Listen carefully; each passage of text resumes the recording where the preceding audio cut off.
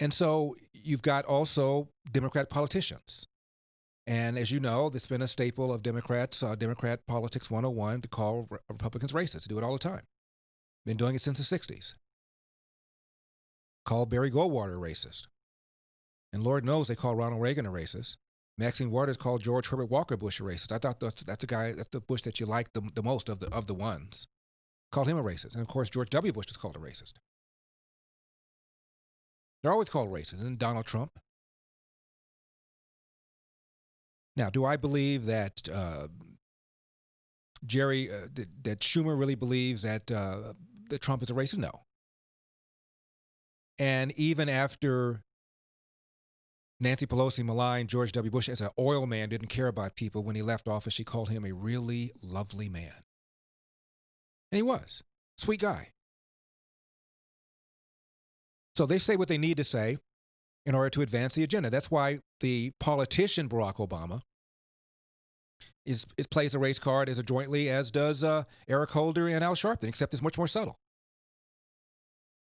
If I had a son, he looked like Trayvon. What the hell does that even mean?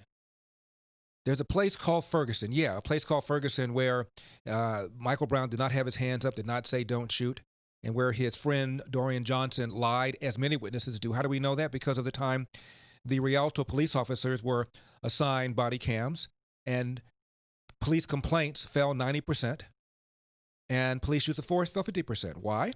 Because the civilians knew they were being, or assumed that they were being taped, and therefore were no longer lying on the police, were no longer challenging the police, because to do so would be a crime.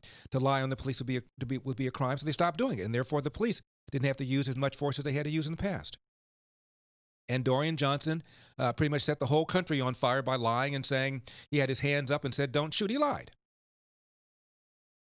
And it's not like these things haven't been studied, for crying out loud. You don't think the federal government has an interest in finding out whether or not they are engaging in institutional racism? Since the mid-'60s, the DOJ has conducted what's called the Police Public Contact Survey. Every 3 years, interview over 60,000 Americans. Have you had a contact with the police in the last year? If the answer is yes, what was your contact like? How were you treated? What was said? Was there any use of force? They cannot find any pattern at all of any kind of disproportionate use of force against black people. Not there. Not like they haven't tried. During the Bill Clinton administration, survey of the 75 largest counties. Are blacks being unfairly prosecuted? Are blacks being unfairly giving longer sentences? Are blacks being unfairly arrested? No, no, and no. And I remember here in L.A., shortly after the O.J. Simpson case, Chris Darden, who was on the prosecution, joined with the ACLU to demand that LAPD cops, whenever they stop anybody, write down the race of the person they stopped. Before that, they never did. And the cops were a little bit reluctant. And I said, go ahead, don't be reluctant. Just an additional burden, something now that you have to do. I don't know how you can look at somebody and tell what race they are sometimes. Maybe you have to ask somebody what race. Excuse me, I have to write down your race. Who are you?